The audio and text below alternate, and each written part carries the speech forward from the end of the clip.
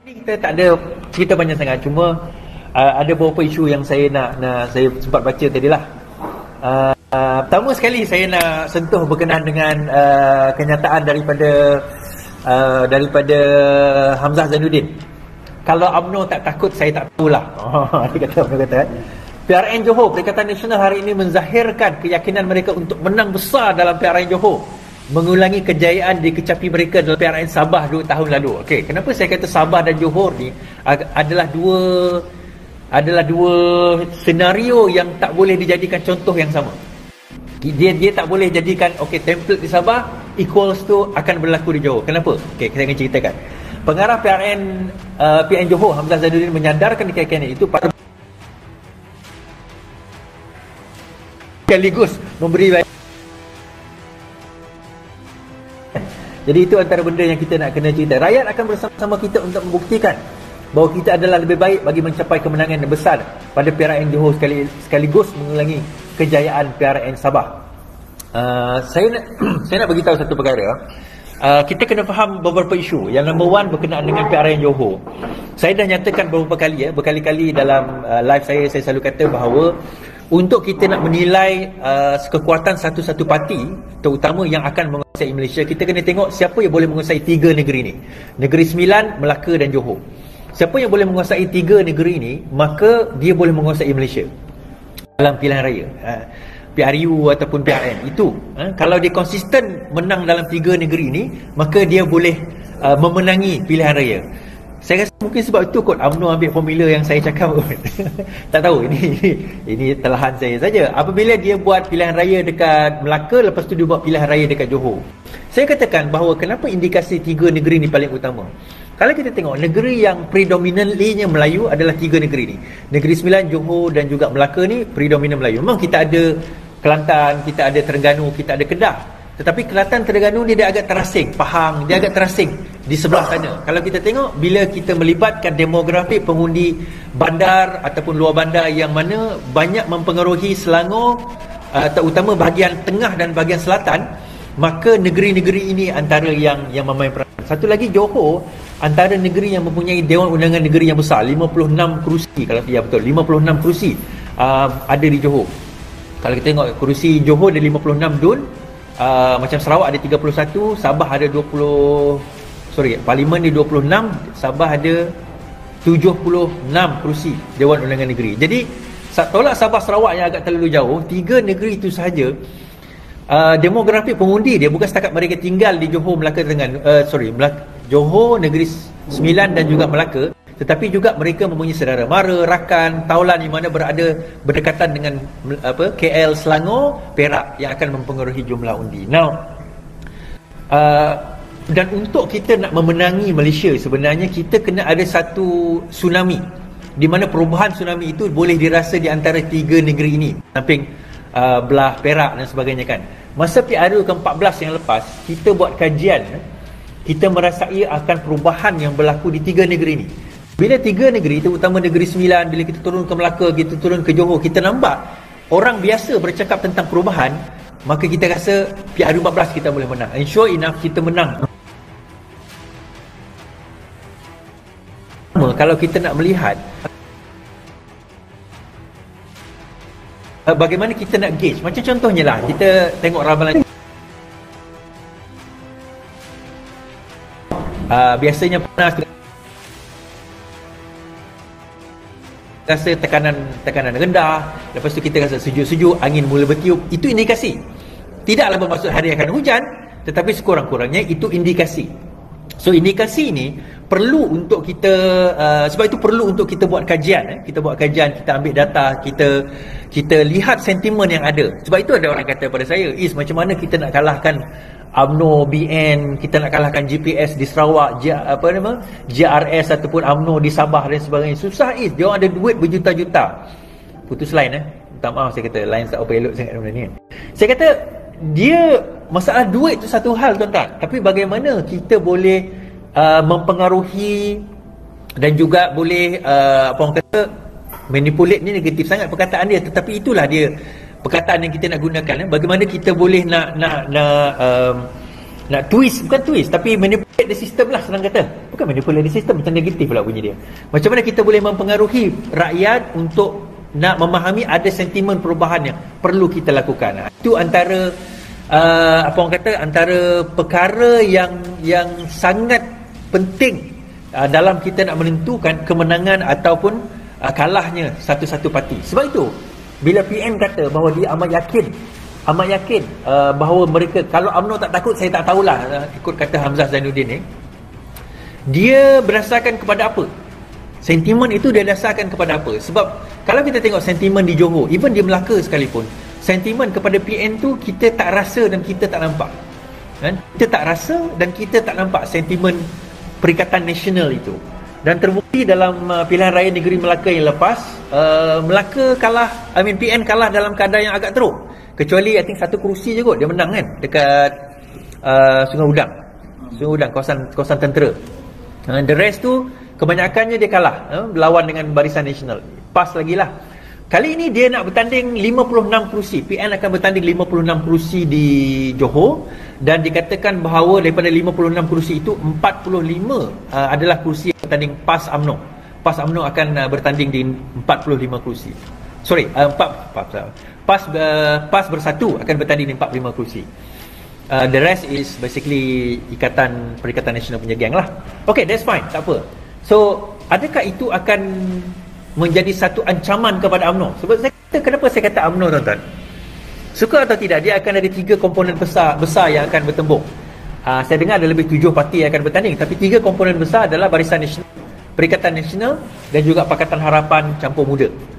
So 3 komponen ini, pertembungan ini akan mewujudkan satu akan mewujudkan pertembungan yang unik untuk menentukan PRU ni lepas. Maksudnya PRU ni siapa yang rakyat akan pilih.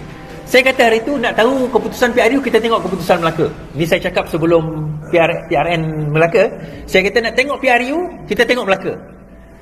Masa tu saya dah teka lah keadaan Melaka macam mana. Now saya kata nak tahu yang tu mungkin 40% lah. Nak tahu betul-betul, tengok Johor ni pula. Dan kalau Johor ni UMNO menang 2/3 atau BN menang 2/3 di Johor, Julai pilihan raya. Julai Ogos pilihan raya. Kalau dia menang 2/3, Julai Ogos sebab dia orang dah tahu, tak perlu nak risau lagi dah, kita boleh menang. Sebab sekarang ni the next one yang sedang menunggu adalah Kedah dengan Perak. Kedah dengan Perak sedang menunggu sekarang ni untuk pilihan raya ni. Kedah dengan Perak sedang menunggu dalam keadaan tumbang untuk pilihan raya untuk berlaku di dua negeri. Now di Johor sahaja, I think they spend almost 10 million untuk PRN. Now imagine kalau dia sekalikan dengan PRU, dia boleh jimat sebenarnya. Kalau tak 10 juta, now another 10 million selepas ni kalau PRU berlaku sekali lagi. Just for Johor tau.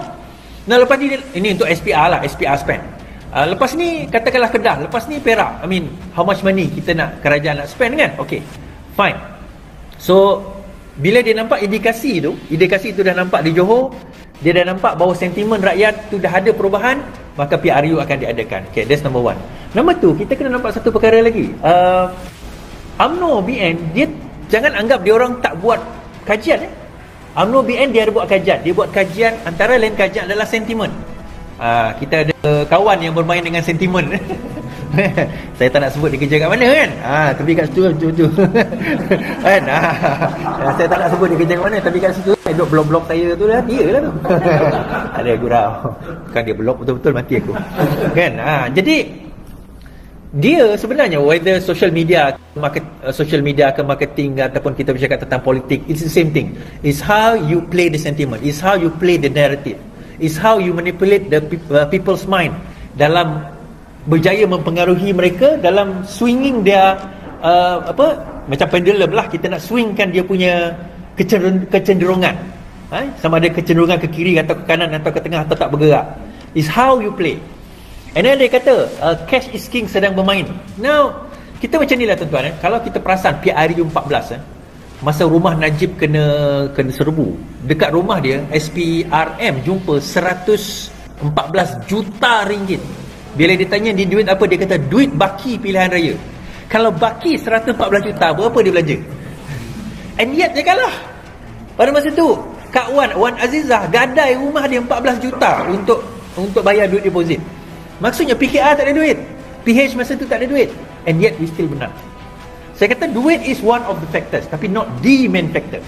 The main factor is how well kita mempengaruhi pengundi, how well kita inform, and how well bagaimana bagusnya kita nak relay the information, nak sampaikan information tu kepada pengundi-pengundi ni, sehingga dia rasa macam betul lah. Sebab I tell you the truth, pengundi ni especially jangan tanya orang DAP ni, ramai depan saya ni orang DAP kan. Jangan tanya dengan orang DAP, jangan tanya dengan orang PKR, jangan tanya dengan orang Amanah, jangan tanya dengan orang UMNO. Dia orang dah ada fix kan. Walaupun Najib dia dapat bersalah di hadapan mahkamah tinggi sekalipun, tak, Datuk Seri Najib difitnah, dia akan kata macam tu. Sebab dia dah ada fix mentality dia dekat situ. Tak apalah, ini orang politik. Tetapi kita bercakap tentang majoriti rakyat yang non-politician. Non-politician ni 80% of voters. 80% of voters adalah bukan orang politik. So orang politik, non-politician ni, mereka berubah every 6 months. Pendirian mereka berubah every 6 months, bergantung kepada keadaan. Sebab mereka tidak terikat dengan politik. Dia berbeza dengan orang politik. Kita hari-hari jumpa orang politik. Jadi mula kita rasa goyang bila jumpa kawan kita orang politik, dia pun tak ada ceni. Kita pun okey. Orang bukan politik, dia bukan hari-hari jumpa orang politik. Dia hari tengok TikTok, dia tengok Instagram, dia tengok video, dia tengok lawak. Dia sekali-sekala dia dengar live saya. Itu pun kadang-kadang kalau lalu dekat dia punya page kan. Ni bila dia kena block, bila ramai seorang report, tak lalu dah. Kena lagi kan. Jadi tak apalah. So point is, saya kata apa yang kita buat untuk convince them. Jangan guna sentiment. 2 tahun lepas, 2 tahun PRU ke-14 mereka telah menyokong kita. Saya kata 6 bulan PRU ke-14 2018 berapa tahun dah? 4 tahun. Dah 4 tahun tu macam ancient history. Don't use that. Kita kena buat baru, kita kena start baru balik, kita kena bermula baru balik. And that is why masa Melaka dulu, saya tak setuju guna amanah pula, guna logo Pakatan Harapan. Bukan sebab saya tak suka Pakatan Harapan, tetapi kita kata sebelum kita nak make certain decision, present the data. Ada orang kenal tak logo tu? Kalau orang kenal, dia terima tak logo tu? So 2 soalan ni kita kena tanya. Dia kenal ke tidak? And then kalau dia kenal, dia terima ke tidak? Kalau 2 benda ni, data ini kita tak boleh present, kita tak boleh bagi tahu, tak boleh convince, macam mana? I tell you the truth, sebelum masa PRN Sarawak, itu saya cerita lagi. PRN Sarawak, saya berjaya meneka keputusan PRN Sarawak. Saya buat posting saya pukul 4 petang. Result keluar dalam pukul 8 malam. Okay, akurasi tekaan saya 98%. Saya kata GPS daripada 82 kursi akan menang 68. GPS menang 73. Saya kata PKR akan menang kosong. Memang betul kosong. Saya kata DAP akan menang 4. Dia menang 2. Saya kata PSB akan menang 6. Dia menang 4. Beza 2 je. Sedangkan pada PRN ke 2016, tahun 2016 DAP menang 13 kerusi tau.